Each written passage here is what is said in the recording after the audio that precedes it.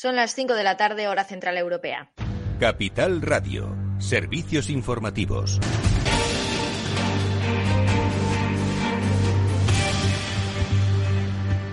Muy buenas tardes. Novedades para el turismo en Europa respecto al coronavirus. Alemania va a exigir a partir del 1 de agosto un test negativo a todos los viajeros mayores de 12 años que no tengan la pauta completa o no hayan superado la enfermedad. Se lo va a pedir a todos los que entren en el país, independientemente de cuál sea la vía de acceso. Y ojo, porque hace solo unos minutos habíamos tenido rueda de prensa de la Organización Mundial de la Salud y ha avanzado que en las próximas 2 semanas se van a alcanzar los 200 millones de casos de coronavirus en todo el mundo. Así lo asegura el director general de la OMS, Tedros Adhanom Ghebreyesus.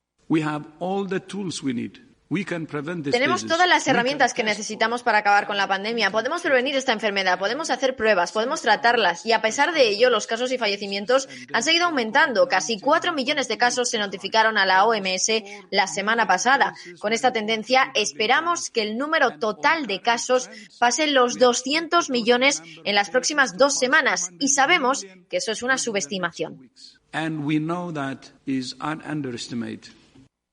Bueno, y respecto a otros asuntos, tenemos un último movimiento de Amancio Ortega, el fundador y dueño de Inditex, se ha hecho con el 12% del capital de Redes Energéticas Nacionales, la empresa lusa que gestiona las principales infraestructuras de transporte de electricidad y gas natural en ese país, un porcentaje que tiene un valor de mercado de 188,5 millones de euros. Lo ha hecho a través de su brazo inversor, la sociedad Ponte Gadea.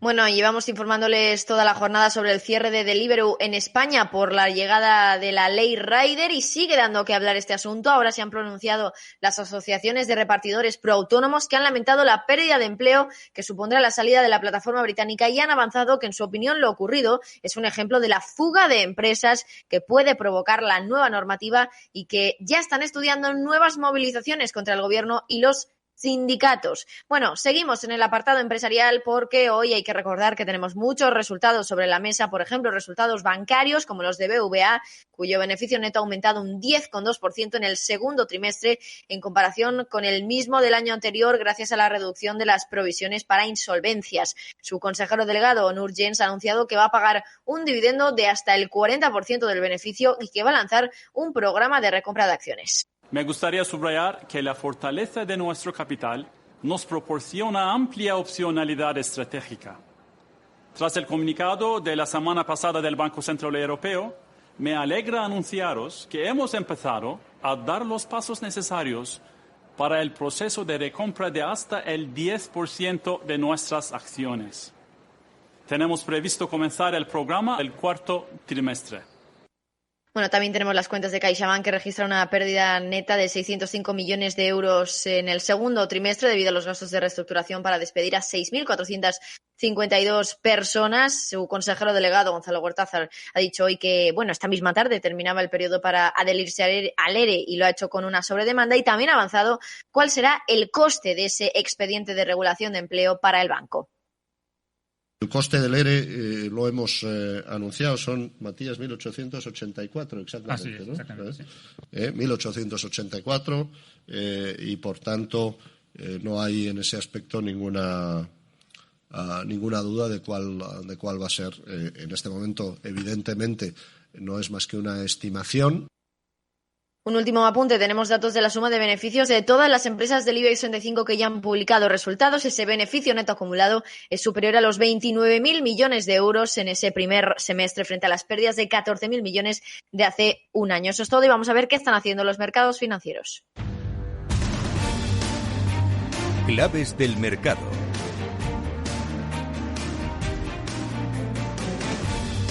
Bueno, tenemos al IBEX 35 cayendo con fuerza, un 1,32%, tan solo media hora de que echen el cierre los mercados europeos, 8.670 puntos. Hoy caen con muchísima fuerza algunos valores que han publicado resultados, por ejemplo, IAG, más de un 7% de caída es lo que está registrando, también Farmamar, casi un 5%, CaixaBank un 4,3%, Fluidra, que ha triplicado beneficios, pues está cayendo más de un 4%, y lo único que sube, de lo poco que sube, por ejemplo, es Telefónica, un 1,8% de subida. Más información con el cierre del mercado europeo aquí en Capital Radio. Gracias.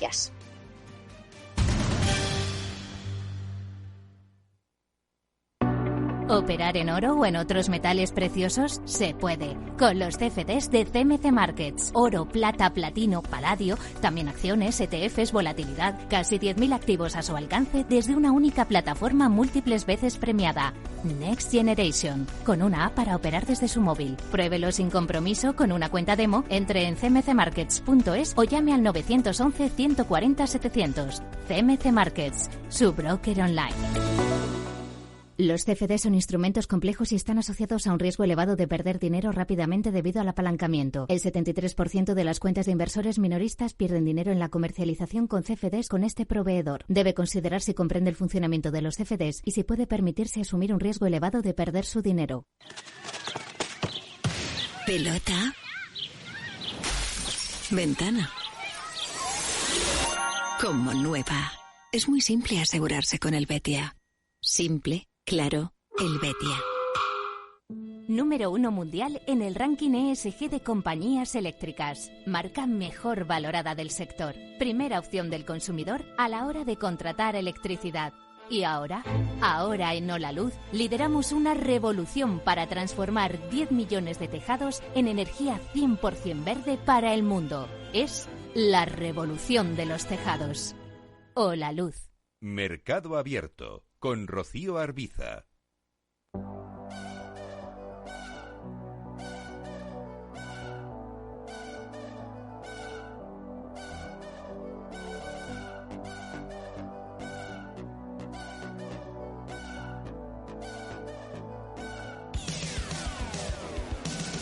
Esta tarde en CES Moves vamos a centrarnos en ciberseguridad y vamos a analizar hasta qué punto están protegidas las empresas españolas ante eventuales ciberataques. Para ello está con nosotros Raquel Guillot, directora de Desarrollo de Negocio para el Sur de Europa en GBG. ¿Qué tal, Raquel? Muy buenas tardes, bienvenida. Muy buenas tardes, Rocío. Encantada de estar aquí otra vez con vosotros. Y también está con nosotros Álvaro Ladous, director de ventas para España y Latinoamérica de Group IB. ¿Qué tal? Muy buenas tardes. Hola, ¿qué tal? Buenas tardes. Raquel, antes de entrar en harina, creo que tenías algunos datos que querías compartirnos sobre este tema, sobre ciberseguridad, un poco como introducción, ¿no? Efectivamente, Rocío, así es. Me gustaría compartir algunos datos que creo que son interesantes para nuestros oyentes para enmarcar un poco la conversación que vamos a tener con Álvaro. Hay un informe de Deloitte sobre el estado de la ciberseguridad en España que creo que es bastante relevante y que aporta datos que nos pueden dar un poco de luz. El primero de todos es que el 76% de las empresas en España tiende a externalizar los servicios de ciberseguridad y que las que cuentan con equipos internos, además, estos equipos suelen ser bastante reducidos. Hay algunas empresas que optan por modelos híbridos, aunque puede cambiar de acuerdo a las condiciones del entorno o de los ciberataques que se vayan produciendo. Hay un punto interesante que toca este estudio, que es la inversión en ciberseguridad. Y, de hecho, se alaba mucho que se invierta como forma de prevención para evitar males mayores a futuro. De hecho, se estima que las empresas que invierten poco, las que invierten menos de un 3% de su presupuesto, suelen sufrir 2 o más ciberataques anualmente. También hablan sobre sectores de actividad y los que registran mayores incidentes de ciberseguridad durante el último año o 2 años han sido la administración pública, el sector salud y el sector seguros. Muchos ataques se están centrando en compañías que carecen de certificaciones de seguridad o que no las han renovado. Y como último dato interesante que me gustaría añadir es destacar que, así como se han reducido los presupuestos de muchas empresas para multitud de temas, también esta reducción ha afectado al presupuesto en ciberseguridad y esto supone un gran riesgo a futuro. Entonces, Álvaro, es usted responsable de los mercados latinoamericanos, así como del mercado español en Group IB, que es una de las empresas internacionales más importantes especializada en lucha contra ciberdelincuencia y que cuenta con uno de los laboratorios de criminalística e informática más relevantes. ¿Puede contarnos cuál es su rol y cuáles son los principales servicios que se prestan en Group IB? Sí, bueno, claro, por supuesto. Muchas gracias de nuevo. Yo como responsable comercial del Grupo IB, pues represento a la compañía en España, Portugal y todos los países latinoamericanos. Básicamente nosotros prestamos varios servicios de ciberseguridad, como herramientas de Threat Intelligence, como herramientas de Incident Response. También damos esos servicios de manera externa. Somos una de las compañías con la cantidad de infiltrados más grande del mundo, con lo que tenemos cierta relación, cierta conexión con foros de Internet, con hackers, con vendedores, con actores de amenaza, etcétera. Nuestra compañía es una compañía de base rusa. El principal headquarter está en Moscú y tenemos otros tanto en Singapur como en Ámsterdam, y desde ahí digamos que dirigimos las acciones comerciales al resto de los mercados. También hay que decir que somos partners prioritarios tanto de Europol e Interpol, y se realizan cierto número de investigaciones al año con propósitos de ciberataques, cibercriminal, etcétera. Y bueno, compartimos información con ellos, les ayudamos, prestamos nuestras soluciones para ellos, y bueno, somos una pieza fundamental en muchas de las investigaciones que hacemos a día de hoy. Se está hablando mucho de ciberseguridad en los medios. El ciudadano medio incluso también está acostumbrándose a escuchar tipos de ciberataques como phishing, malware, ransomware. ¿Cuáles son las tipologías que se están viendo más ahora? ¿Hay algunas que predominen por países, digamos, o por sectores de actividad? Bueno, pues aquí digamos que tenemos al rey, ¿no? Al rey de la mesa, que es el phishing en sus diferentes variantes. Hay phishing de links, hay phishing de ingeniería social, hay phishing de cupones de compra y de descuentos, de ofertas bárbaras, pero básicamente phishing, malware y ransomware son los tres indicativos de ataques. Con lo que has dicho con respecto a países, industrias, pues bueno, básicamente predomina que podemos decir que España es el tercer país más atacado de la Unión Europea y es el sexto más atacado del mundo, por lo que siempre estamos en riesgo. Principalmente los actores de amenaza o los ataques masivos o los más peligrosos vienen de mercados como Rusia, Corea, Irán, y bueno, digamos que en sectores de todo tipo, ¿no? Financiero, industrial, viajes, mensajerías, tipo te van a entregar un paquete, aprovechando todo el tema de Amazon, etcétera, te van a entregar un paquete, pincha este link para cambiar el horario, etcétera, etcétera, y ahí es cuando están principalmente haciendo algún tipo de ataque. Pero lo más importante es que el phishing como tal, que es el rey de la mesa, como he comentado, digamos que evoluciona porque los malos, los fraudulentos, los actores de amenaza, pues también digamos que hacen nuevos métodos de phishing, mejoran sus ganchos y finalmente, pues bueno, están mejor hechos, ¿no? Tienen también una evolución, y esa evolución también puede ser con machine learning, puede ser con inteligencia artificial, pueden ser ataques mucho más dirigidos, principalmente a través de móviles o ordenadores o tablets, pero digamos que, por ejemplo, pueden afectar a una geozona en particular durante un tiempo específico y, bueno, básicamente, pues sigue siendo el rey, el phishing. También hay temas de brechas de seguridad, también hay temas de apps que descargamos de tiendas de aplicaciones que tienen escondido algún tipo de malware, algún tipo de ransomware. Raquel. Gracias, Rocío. Álvaro, por lo que explicaba al inicio, prestan un montón de servicios distintos y tengo entendido que uno de ellos se concentra en neutralizar páginas web falsas creadas por ciberatacantes. ¿Ve algún cambio en empresas que ahora sí están invirtiendo en este tipo de servicios cuando era algo que quizás se obviaba en el presupuesto de una empresa hace una década? ¿Y también cree que se muestra una mayor concienciación por proteger a los clientes de la empresa en ese sentido? Bueno, yo creo que en todo esto hay un proceso educacional y creo que estamos muy al principio de ese proceso educacional. también relacionado con todo lo que tú has comentado al principio, Raquel. El estudio de Deloitte bien dice que, bueno, que se reducen los presupuestos, se reducen también los presupuestos en seguridad y en ciberseguridad. Por lo tanto, hay un proceso educacional que tienen que seguir las empresas.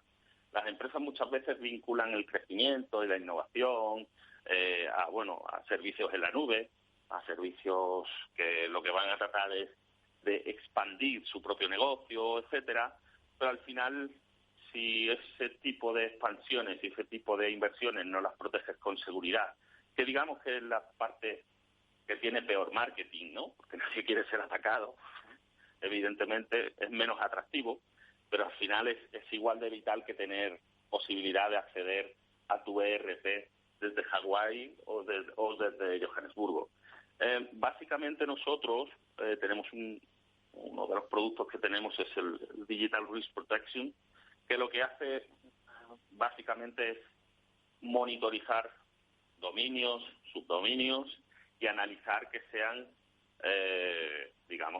dominios verídicos y que no tengan ningún tipo de enlace añadido que te pueda redirigir, que te pueda reorientar a otro tipo de servicios, pues bueno, contenido para adultos, contenidos no permitidos por algunas legislaciones, etcétera. Las empresas, ¿cómo invierten? Pues pueden invertir de una manera a las buenas o a las malas. ¿Cómo invierten a las buenas?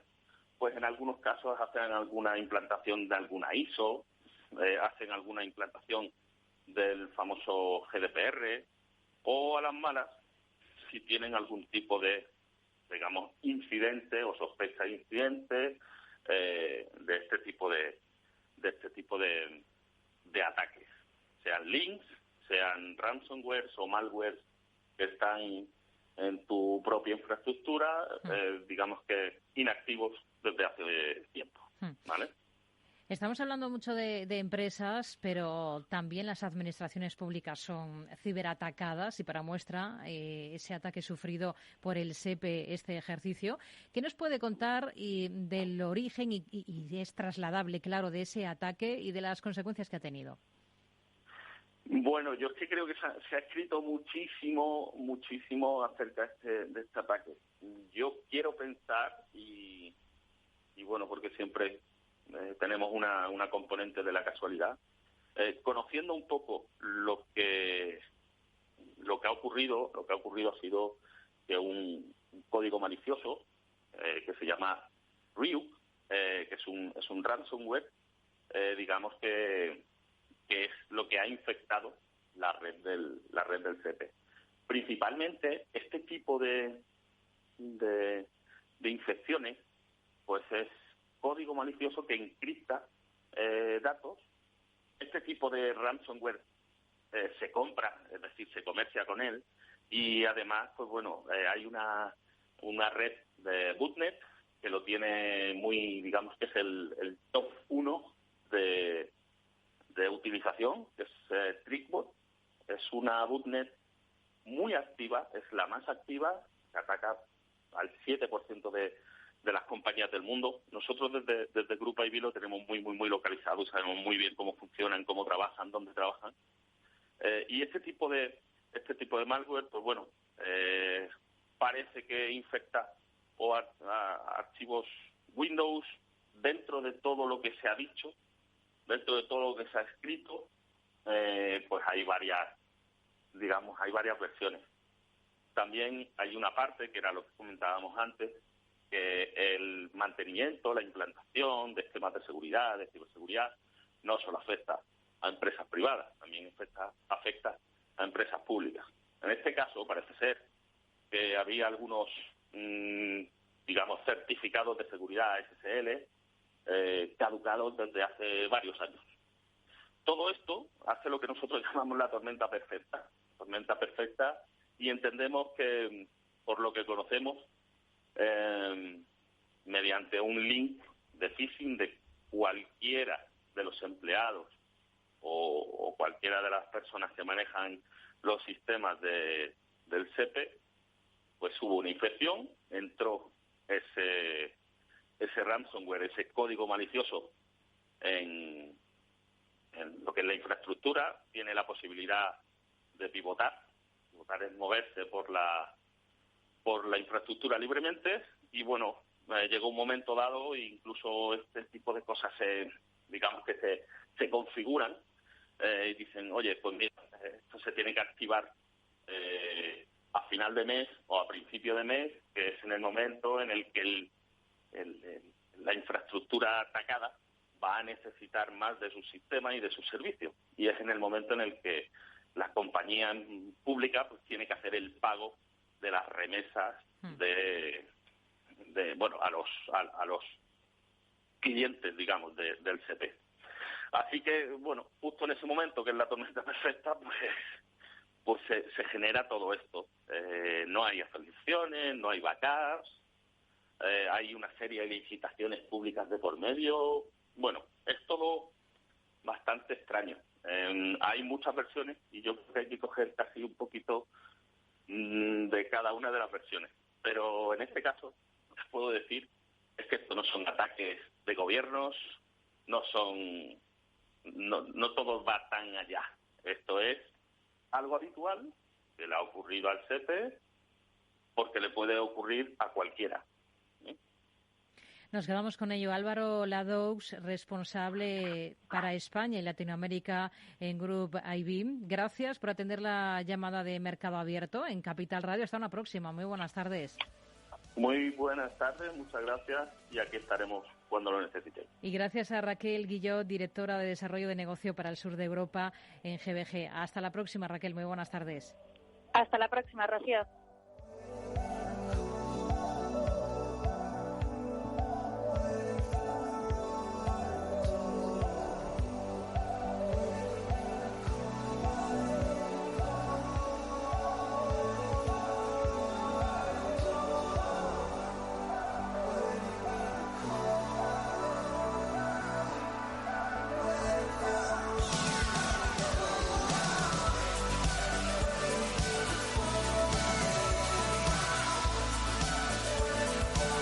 Enseguida, ya saben, abrimos el consultorio de Bolsa de Mercado Abierto con Roberto Moro de robertomoro.com y comenzamos a dar respuesta a todas las dudas que ustedes nos quieran plantear sobre sus inversiones en bolsa, para si quieren analizar valores que tengan en mente para tomar posiciones, si quieren analizar pues compañías que ya tengan en cartera, es el momento para hacerlo. Pueden escribir a oyentes@capitalradio.es. También pueden llamarnos al 91 283 33 33, 91 283 33 33, o bien pueden optar por dejarnos notas de audio a través de WhatsApp en el 687 050 600, 687 050 600. En unos instantes, lo que les digo, consultorio de bolsa con Roberto Moro aquí en Mercado Abierto, en Capital Radio.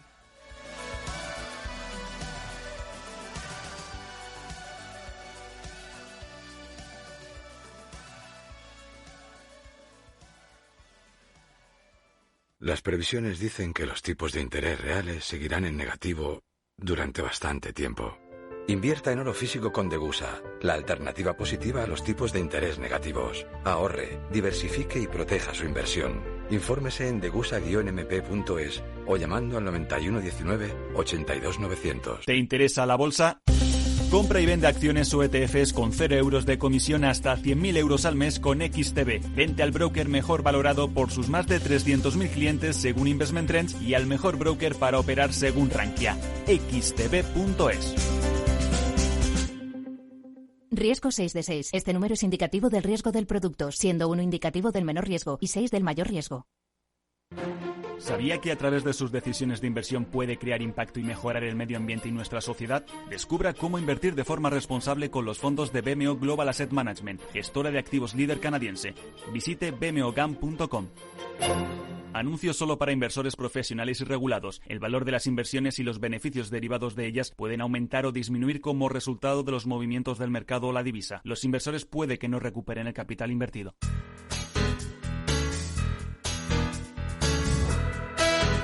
Capital Radio, música y mercados.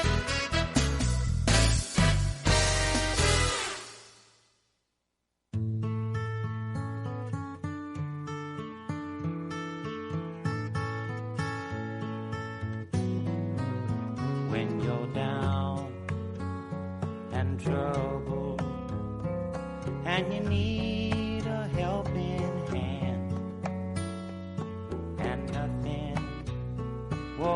nothing's going right.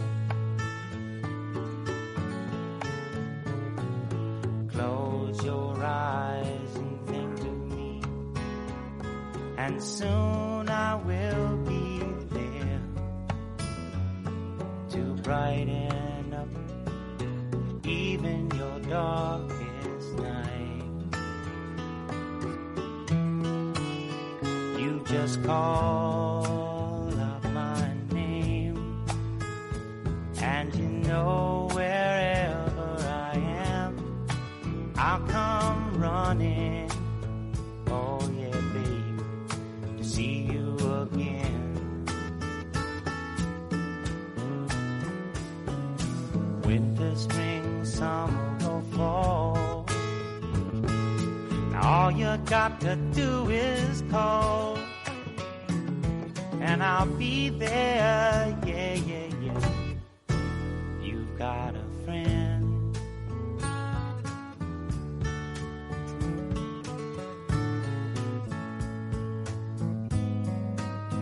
If the sky above you should turn dark and full of clouds, and that old north wind should begin to blow,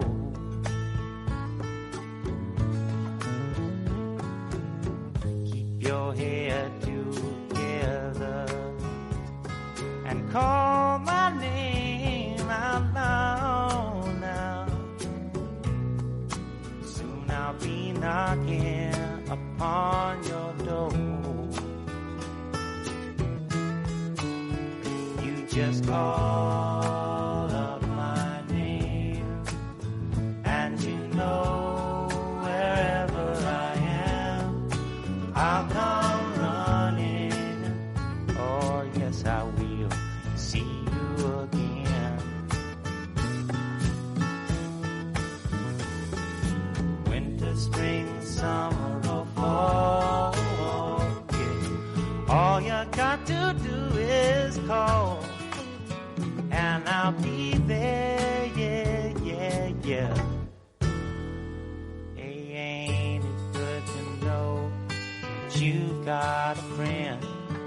People can be so cold, they'll hurt you and desert you. Well, they'll take your soul if you let them. Oh yeah, but don't you let them. You just call out my name, and you know wherever I am, I'll come running to see you again. Oh babe, don't you know about winter, spring, summer or fall? Hey, now all you've got to do is call. Lord, I'll be there, yes I will. You've got a friend. You've got a friend, yeah. Ain't it good to know you've got a friend? Ain't it good to know you've got a friend? Oh yeah, yeah, you've got a friend.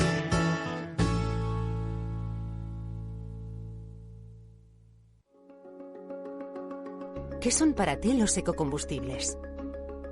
En Repsol, cuando hablamos de ecocombustibles, nos referimos a producir biocombustibles avanzados y combustibles sintéticos cero emisiones netas.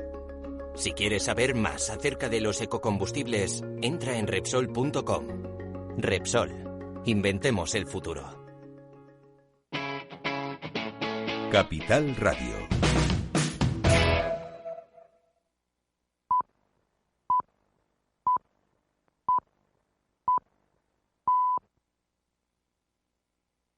Son las 5:30 de la tarde, 1 hora menos en Canarias. Capital Radio. Servicios informativos.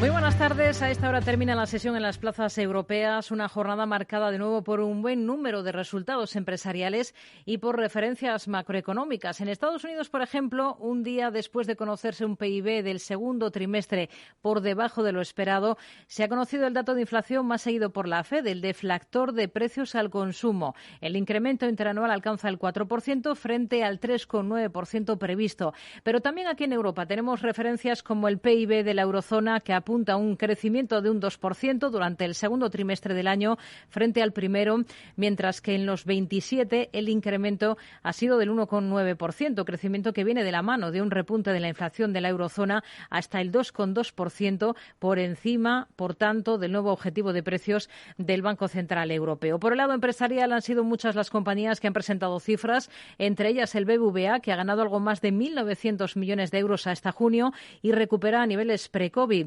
La entidad se abre a un dividendo extra si no realiza compras, porque, según explica su consejero delegado, Onur Yen, la entidad no está obligada a destinar su exceso de capital a operaciones mediocres que no generen suficiente valor. No prevé que el banco lleve a cabo nuevas reestructuraciones de empleo en el corto plazo y dice esto sobre la recompra de acciones por un 10% para la que ha pedido permiso al Banco Central Europeo. Escuchamos a su consejero delegado en la voz de su dobladora.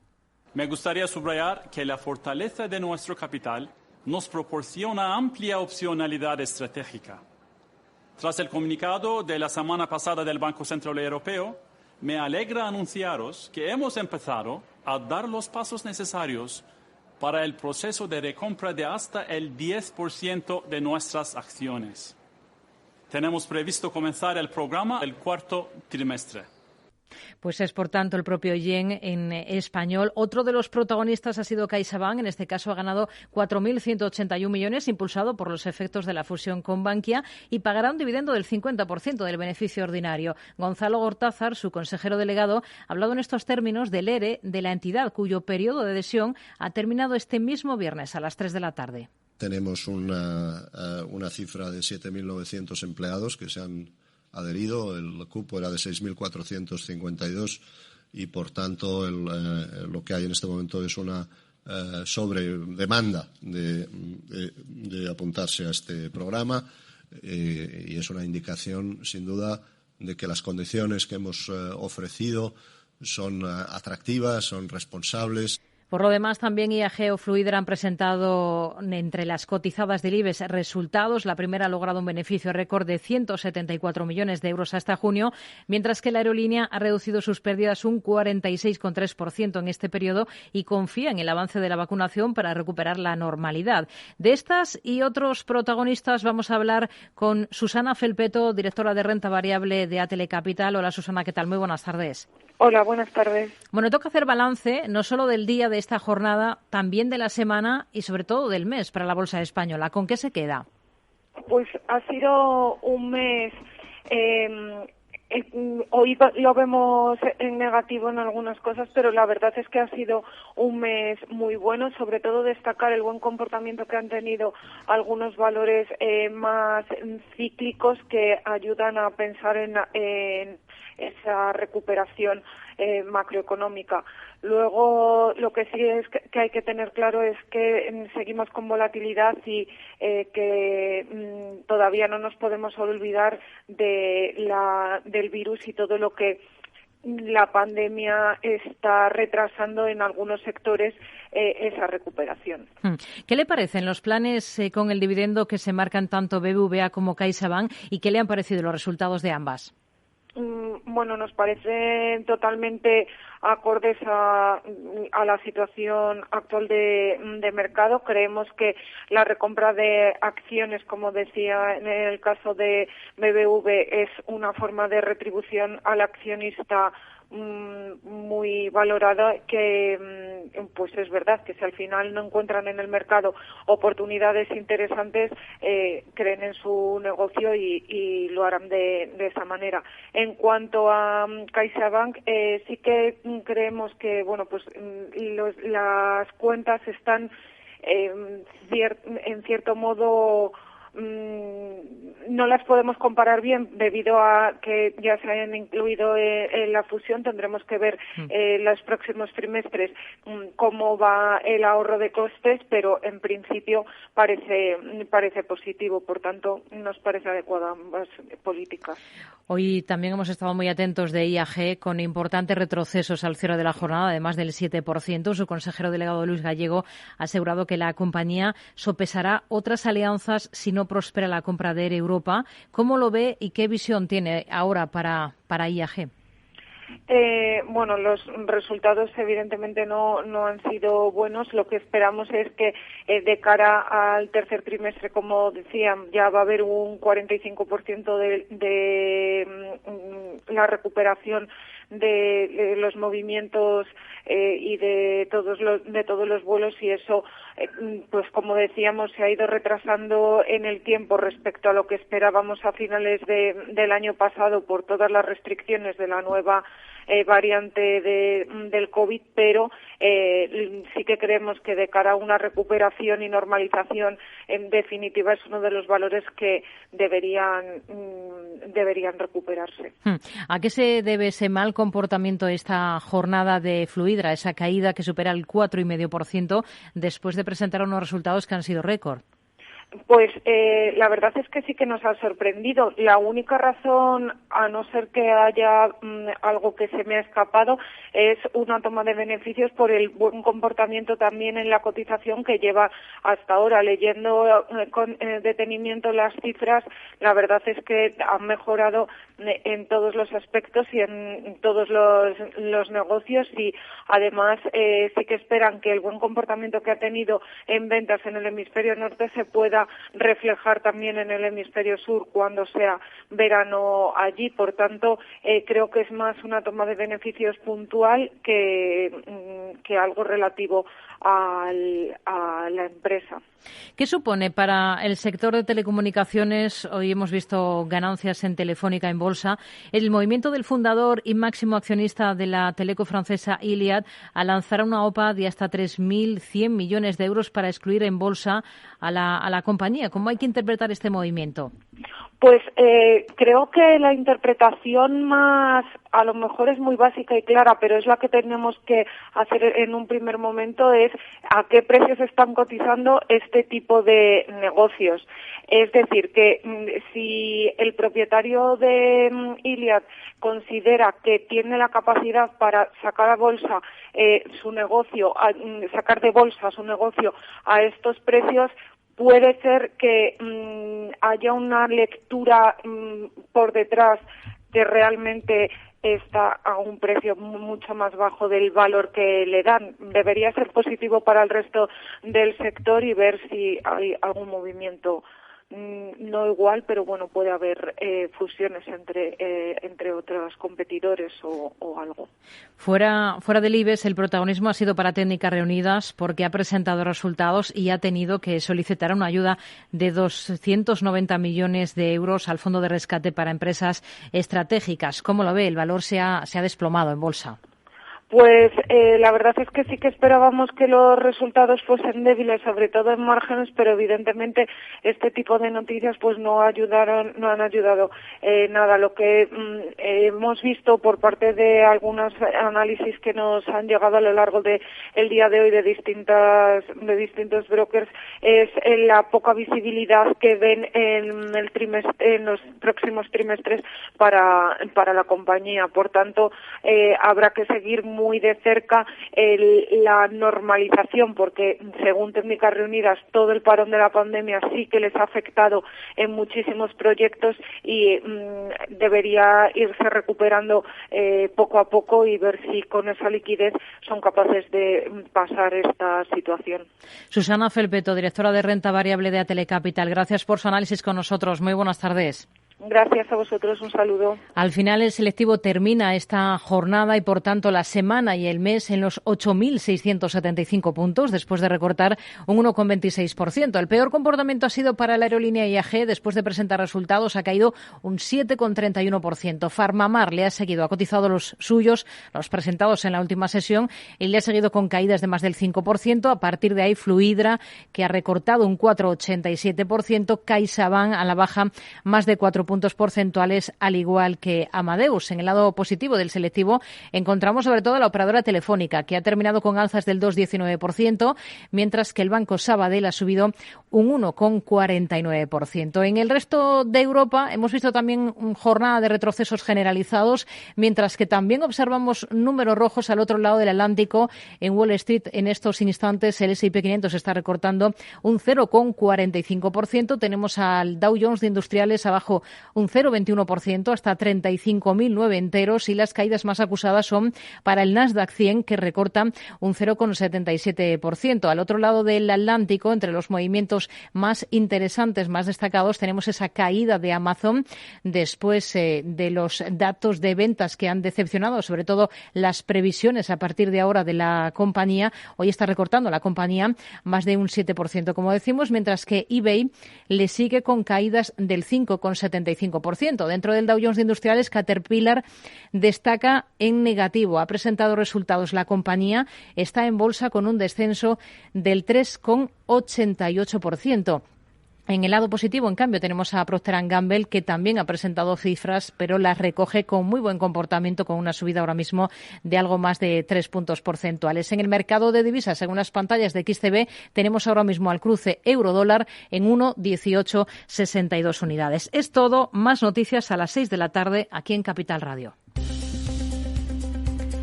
Si inviertes en bolsa, esto te interesa. XTB tiene la mejor tarifa para comprar y vender acciones y ETFs. 0 comisiones hasta 100.000 euros de nominal. Si inviertes en bolsa o quieres empezar, más sencillo imposible. Entras en xtb.es, abres una cuenta online y en menos de 15 minutos compra y vende acciones con 0 comisiones. Además, la atención al cliente es en castellano y disponible las 24 horas al día. ¿A qué esperas? Más de 300.000 clientes ya confían en xtb.es. Riesgo 6 de 6. Este número es indicativo del riesgo del producto, siendo 1 indicativo del menor riesgo y 6 del mayor riesgo. ¿Operar en acciones con bajas comisiones? Se puede, con los CFDs de CMC Markets. Renta variable española, americana, alemana, ETFs, índices, más de 8.000 acciones de todo el mundo desde una única plataforma múltiples veces premiada. Next Generation, con una app para operar desde su móvil. Pruébelo sin compromiso con una cuenta demo, entre en cmcmarkets.es o llame al 911 140 700. CMC Markets, su broker online. Los CFD son instrumentos complejos y están asociados a un riesgo elevado de perder dinero rápidamente debido al apalancamiento. El 73% de las cuentas de inversores minoristas pierden dinero en la comercialización con CFDs con este proveedor. Debe considerar si comprende el funcionamiento de los CFDs y si puede permitirse asumir un riesgo elevado de perder su dinero. Sí, sí quiero. Quiero tener siempre disponible a un buen equipo de abogados. Quiero tener un servicio telefónico de asistencia jurídica ilimitado. Quiero expertos que defiendan mis derechos como consumidor y como ciudadano. Quiero ARAC. ARAC. Lo nuestro es defender lo tuyo. Contáctanos en arac.es en el 992 2095 o consulta a tu mediador. Mercado Abierto con Rocío Arbiza.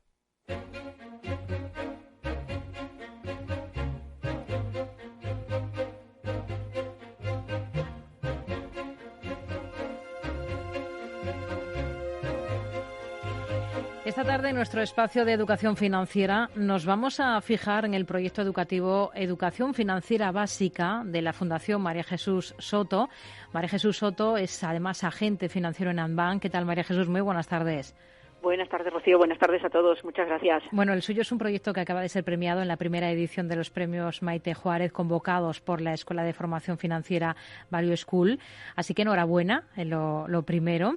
Y ha sido en la categoría de mejor iniciativa dentro del ámbito escolar, ¿no? Ese premio.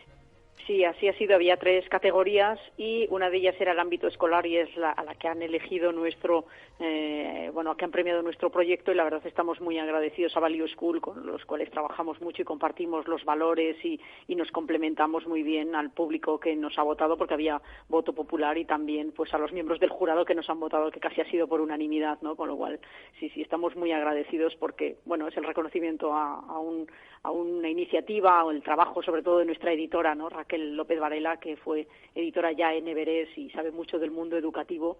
Es una de las mejores editoras de Europa, y yo creo que eso se nota mucho en lo didáctico, en lo amigable y en lo dirigido que está a todo el público en general, pero al mundo educativo en concreto, y por eso estamos muy agradecidos. Al final todas estas cosas sirven para eso, ¿no? Reconocer el trabajo, en este caso de Raquel, en nuestra fundación, y bueno, ayudarnos a promocionarlo pues para que más gente lo utilice y que entre todos, ¿no? Pues vayamos consiguiendo este objetivo tan importante. Yo llevo ya 30 años, ¿no? con todo ello, y bueno, pues la verdad es que muy contentos, la verdad, sí. ¿Y en qué consiste exactamente este programa de educación financiera? ¿En qué consiste educación financiera básica?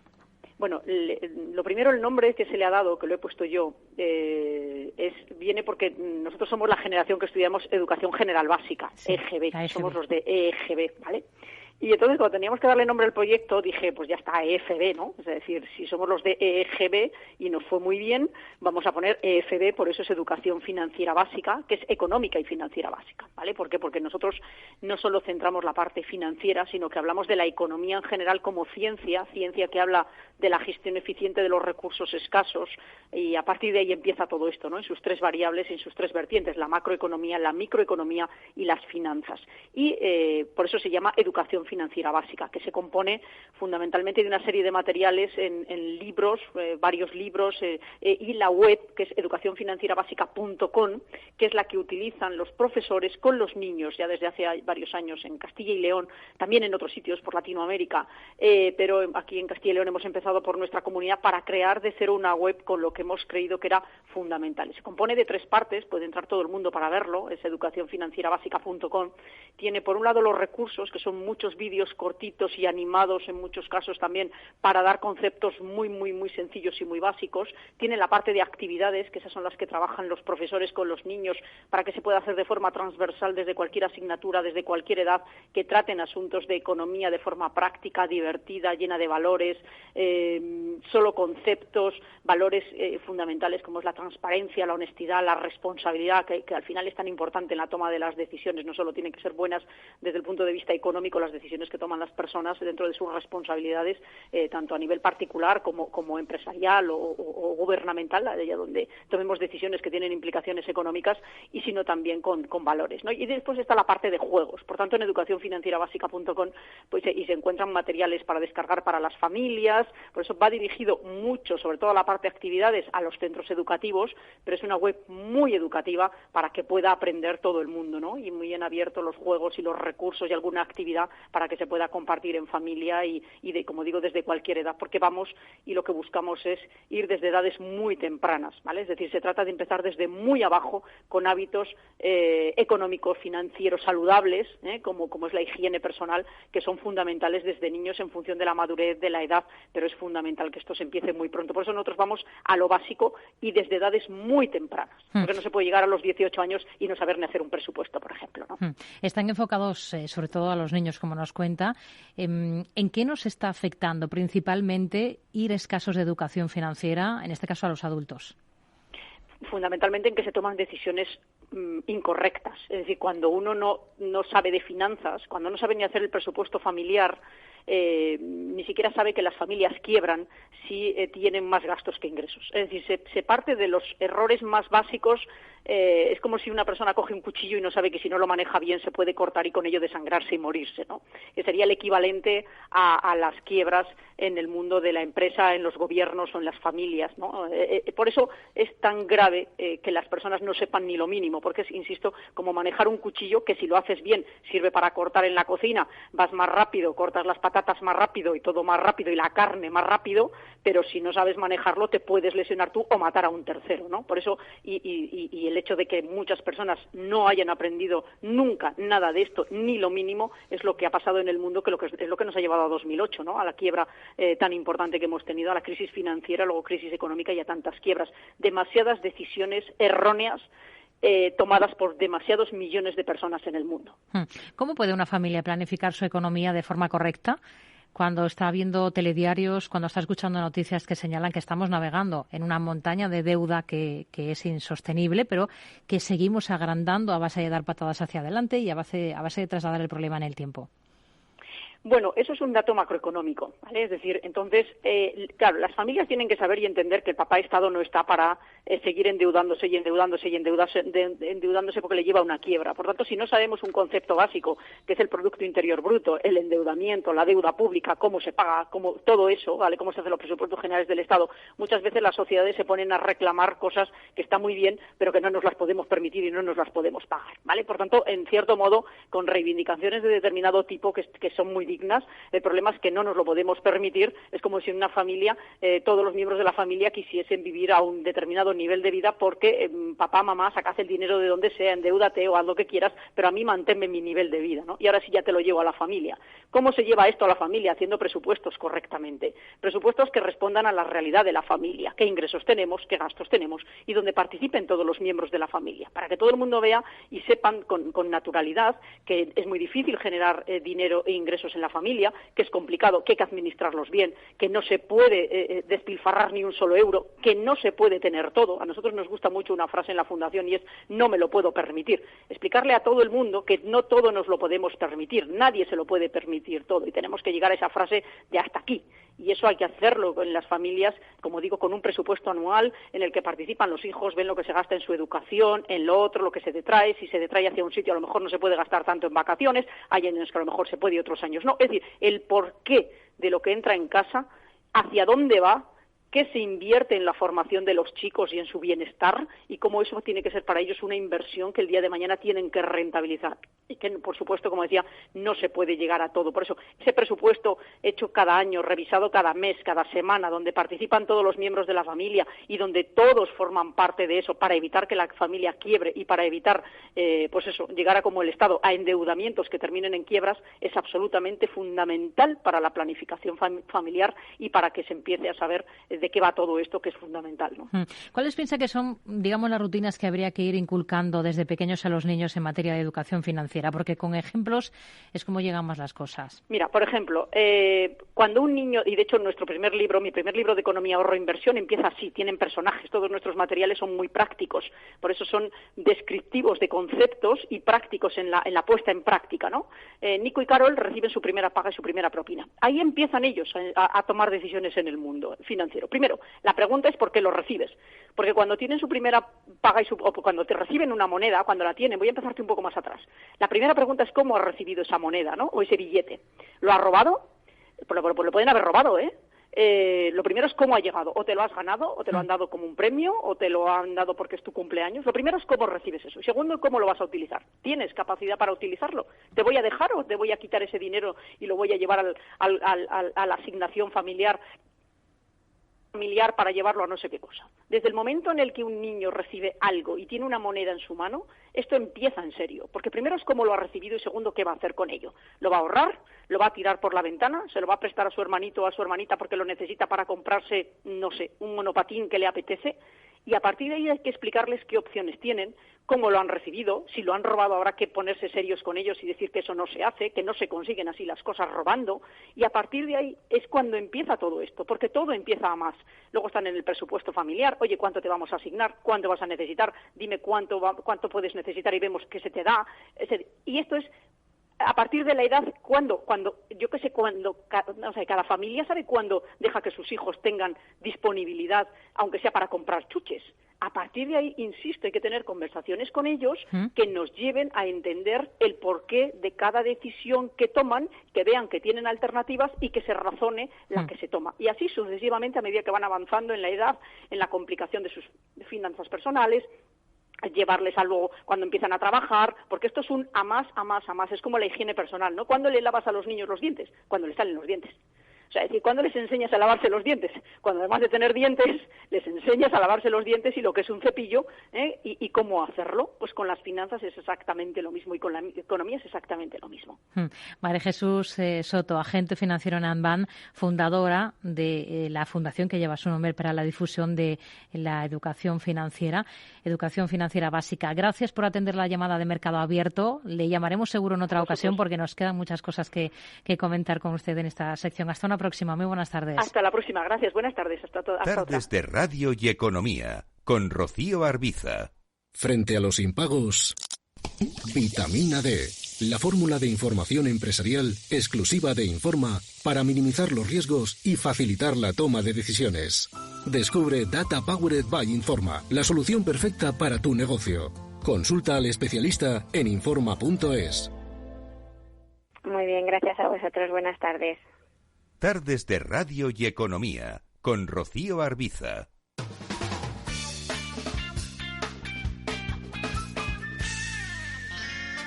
¿Cómo influye la inflación en la inversión? ¿Qué deben tener en cuenta los inversores ante un escenario de posible repunte de la inflación, de repunte de los precios?